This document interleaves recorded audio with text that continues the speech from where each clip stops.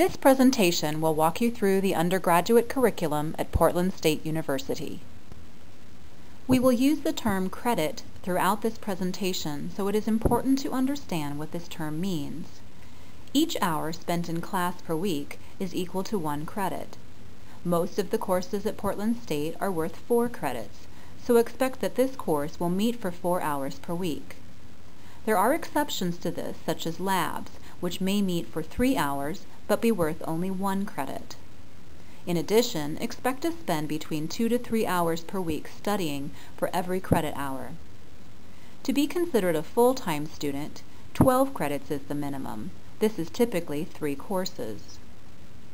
Credits are also used to determine the class standing, so while you might be entering your second year of college, you are not technically a sophomore until you have reached 45 credits. Likewise, you are not a junior until you have 90 credits, and a senior has 135 credits or more. We use the triangle to describe the fact that there are 3 requirements that all students must complete in order to earn their degree from Portland State. Major requirements, which range between 48 to 134 credits. Degree requirements, which range between 28 to 48 credits. And general education requirements, which range between 18 to 45 credits.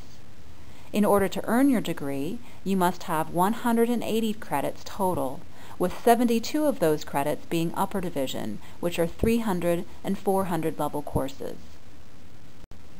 All students must complete requirements for their major in order to earn their degree.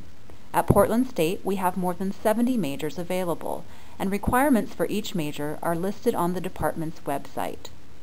Minors and certificates are optional, and many students choose to do this in addition to their major.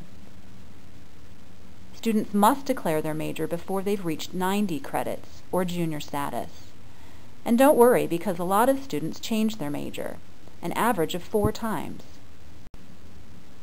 At Portland State, there are 4 different degree options: the Bachelor of Arts, or BA, the Bachelor of Science, or BS, the Bachelor of Fine Arts, or BFA, and the Bachelor of Music, or BM. Students who are majoring in fine arts and music are the only students who have the option of a BFA or a BM. Most students need to do the Bachelor of Arts or Bachelor of Science requirements. For the purpose of this program, we will focus on these 2 only. If you are planning on majoring in art or music and want to learn more about the BFA or BM options, please talk to an advisor in your department. The main component of the Bachelor of Arts degree is 2 years college-level competency in a second language. This is demonstrated by completion of any language at the 203 level or higher. Because 203 is the end of the second year, and most students are not ready to begin at that level, you may need to take more than 4 credits in order to complete this requirement, if you need to begin at a lower level, such as 101, 102, or 103, which makes up the first year of language. In addition to the foreign language competency, the BA requires 8 credits in arts and letters, 4 credits in fine and performing arts, 4 credits in science or math, and 8 credits in science, math, or social science. We will show you in a future slide which departments count as arts and letters, fine and performing arts, social science, and sciences. If you're planning on majoring in applied linguistics, art history, English, foreign languages, international studies, or social work, these are majors that require a Bachelor of Arts and do not give you an option of doing a Bachelor of Science degree.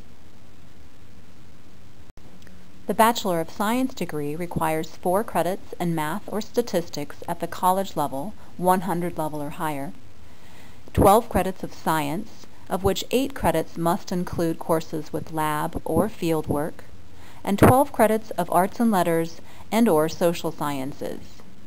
If you are majoring in any of the programs in the Massey College of Engineering and Computer Science listed here, you must choose a Bachelor of Science. If your major is not listed on here or as not one of those listed for the Bachelor of Arts, you can choose either option. Many students have a natural preference towards language or sciences. If you are unsure which to choose, pick courses that will apply towards either, or ask your advisor for help.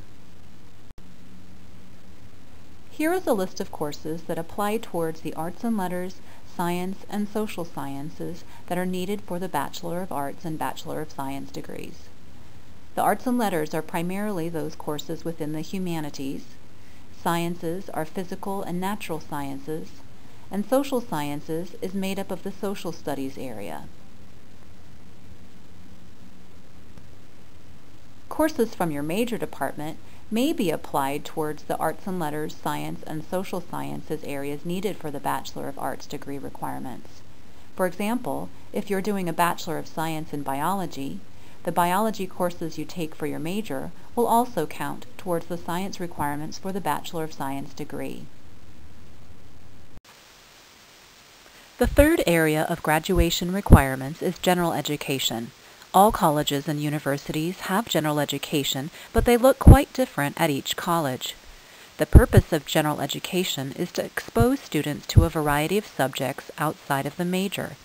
At Portland State, there are two options of general education: University Studies and University Honors. University Honors requires selective admission based on high school GPA and test scores. Students admitted to honors, or those interested in this option, should visit their website for details. In this presentation, we will describe University Studies only. At many colleges, general education is limited to the first 2 years of college. At Portland State, it is integrated and spread throughout the 4 years.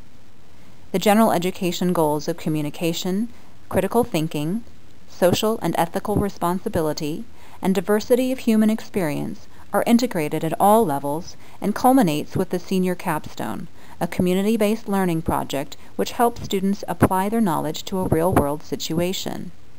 Details about each of the courses can be found at the University Studies website. We will, however, describe the freshman inquiry and the sophomore inquiry and cluster as well. Students transferring in credits from another college, or AP or IB credits, may not need to complete the entire University Studies program, but will place into a higher level based on the number of credits completed prior to starting at Portland State. Students with fewer than 30 credits will complete the entire program beginning with the freshman inquiry. Students transferring between 30 and 89 credits will begin with the sophomore inquiries and will complete either 1, 2, or 3 sophomore inquiries depending upon the number of credits transferred. Students transferring with 90 or more credits will only be required to complete the Upper Division Cluster and Senior Capstone portion of the University Studies program. The freshman inquiry is a 15-credit sequence that begins either in fall term or winter term, or can be completed in its entirety in the summer. Most choices are available during the fall term. In freshman inquiry, you will choose one thematic topic and study it from multiple disciplines, touching on the humanities, sciences, and social sciences. In addition, writing is integrated into the course, so students do not need to take a writing course unless they need to build additional skills. Along with the class, a mentored inquiry is required. This is a small discussion session with a junior or senior mentor student. Descriptions of the freshman inquiries are available on the University Studies website. Posted on this slide is an example of what one course looks like throughout the year. Notice that the freshman inquiry is a 100-level course taught through the University Studies department, and there is a separate course number for the mentored inquiry. When registering for your freshman inquiry and mentor session, you must choose them simultaneously in order to register. The sophomore inquiries are 4-credit courses that are 200 level, also taught through the University Studies department. Like freshman inquiry, they take an interdisciplinary approach to a subject and have a required mentor session. However, the sophomore inquiries are not sequential. Rather, you will take the number of sophomore inquiries required based on your placement discussed earlier.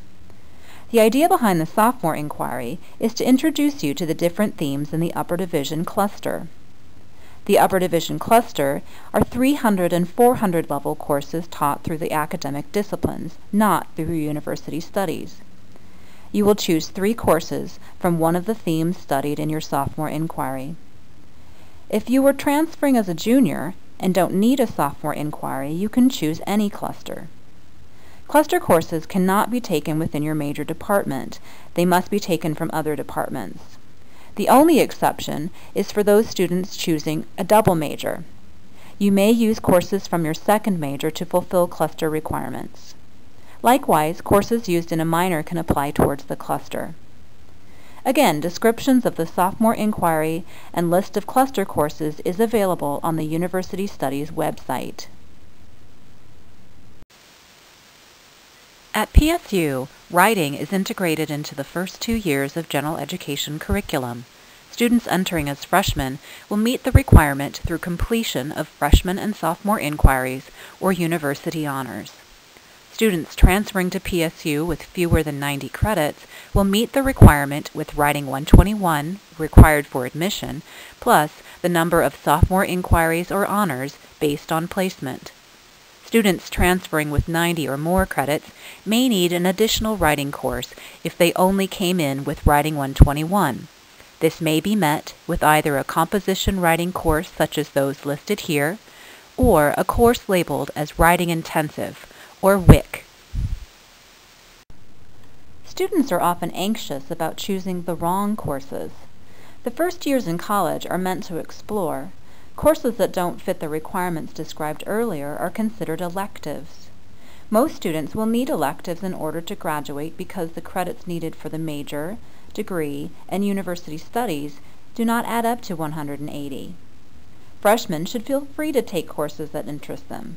Transfer students may want help from an advisor to determine how many elective credits are available. Most courses will count somewhere. The only wrong classes are those for which you are not prepared.